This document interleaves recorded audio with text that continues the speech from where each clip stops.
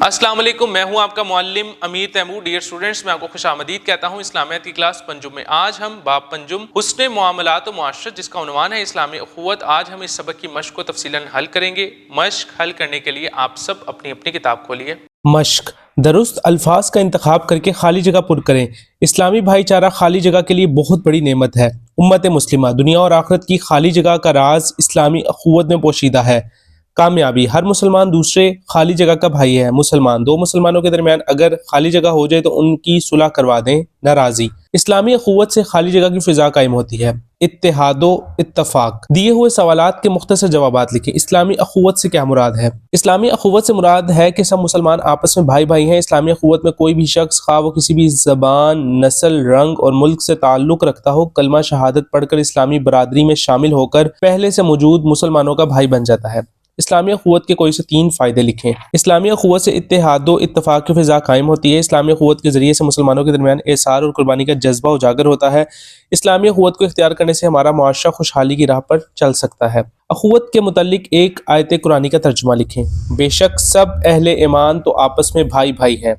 اسلامی اخوت کے کوئی سے 3 تقاضے لکھیں۔ ہمیں چاہیے کہ ہم اپنے مسلمان بھائیوں کے ساتھ خیر خواہی کریں اور ان کے مسائل حل کرنے کی کوشش کریں، ان کی ضروریات پوری کریں، اور اگر وہ کسی تکلیف میں مبتلا ہوں تو ان کی تکلیف دور کریں۔ اپنے مسلمان بھائی کے ساتھ احسان کا رویہ اختیار کریں اور انہیں کسی بھی قسم کی تکلیف نہ دیں۔ دیے ہوئے سوالات کے تفصیلی جوابات لکھیں۔ قرآن مجید و حدیث نبوی صلی اللہ علیہ وسلم کی روشنی میں اسلامی اخوت کا معنی و مفہوم واضح کریں۔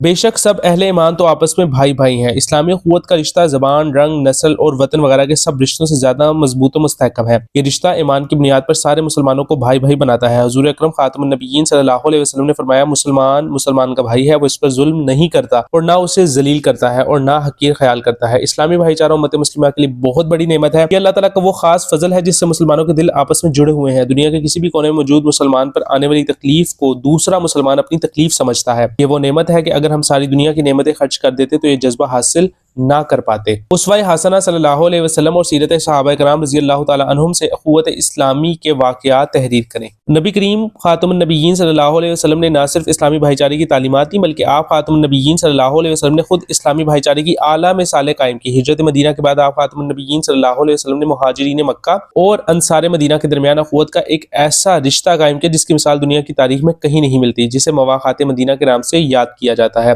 اسلامی اخوت کی یہ مثال رہتی دنیا تک ہمارے لیے مشعل راہ ہے۔ اس مواخات کا نتیجہ یہ نکلا کہ ہر انصاری اپنے مہاجر بھائی کو اپنے گھر لے گیا اور اپنے تمام مال و اسباب میں سے آدھا اپنے مسلمان بھائی کو دینے کی پیشکش کی، لیکن صحابہ کرام رضی اللہ تعالی عنہم نے محنت، مزدوری اور تجارت کو ترجیح دی۔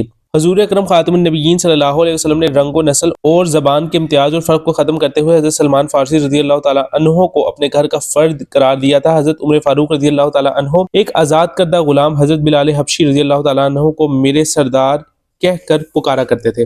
ذہنی آزمائش: انصار مدینہ کی اخوت بیان کریں۔ تحقیق: اساتذہ کی مدد سے موجودہ دور میں اخوت اور بھائی چارے کی اہمیت واضح کریں۔ سرگرمی برائے طلبہ: اسلامی اخوت کے فوائد کسی چارٹ پر لکھ کر کمرہ جماعت میں آویزاں کریں۔ رہنمائے اساتذہ: طلبہ کو اسلامی اخوت کے معنی و مفہوم اور اہمیت آسان فہم انداز میں پڑھائیں تاکہ طلبہ میں شروع سے ہی تمام مسلمانوں کے ساتھ محبت اور بھائی چارے کے جذبات پیدا ہو جائیں۔ انہیں سیرت نبوی صلی اللہ علیہ وسلم اور سیرت صحابہ کرام رضی اللہ تعالی عنہم سے اخوت کے مزید واقعات سنائیں۔ ڈیئر اسٹوڈنٹس، آج ہم نے اس سبق کی مشق کو تفصیلاً حل کیا ہے۔ میں امید کرتا ہوں کہ مشق آپ کے لیے مزید آسان ہو چکی ہے۔ تو ملتے ہیں ایک نئی ویڈیو میں ایک نئے سبق کے ساتھ۔ تب تک اپنا بہت سا خیال رکھیں۔ اللہ حافظ۔